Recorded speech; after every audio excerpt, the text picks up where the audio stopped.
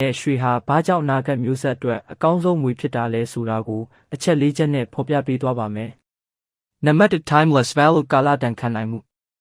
ငွေကြေး stock share အိမ်ချမ်းမြေစတာတွေဟာစီးပွားရေးအခြေအနေအရအတက်ကျရှိနိုင်ပေမဲ့ရွှေဟာလူသားယဉ်ကျေးမှုစတင်ကလေးကယနေ့အချိန်ထိတန်ဖိုးပြောင်းလဲမသွားပါဘူး။နောက်ပြီးတော့ရွှေဟာရာစုနှစ်တွေအတော်ကြာငွေကြေးဖောင်းပွားမှုကိုအကောင်းဆုံးကာကွယ်နိုင်တဲ့အရာဝတ္ထုပစ္စည်းဖြစ်အခုအချိန်ထိတက်တည်ပြနေပါတယ်။နံပါတ်2 tangible heritage ရုပ်ဝတ္ထုဆိုင်ရာအမွေနှစ်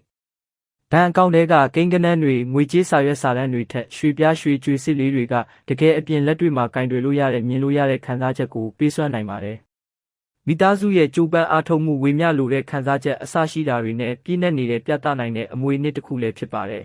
။နံပါတ်3 universal acceptance ကမ္ဘာလုံးဆိုင်ရာအသိအမှတ်ပြုမှု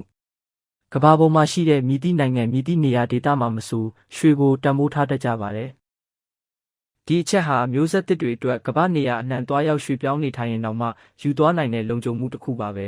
။နံပါတ်4 simplicity ရိုးရှင်းသောစီမံခန့်ခွဲမှု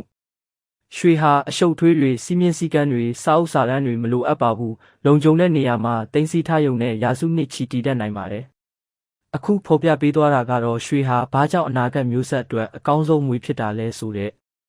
နံပါတ်1 timeless value ကာလတန်ခံနိုင်မှုနံပါတ်2 tangible heritage ရုပ်ဝတ္ထုဆိုင်ရာအမွေနှစ်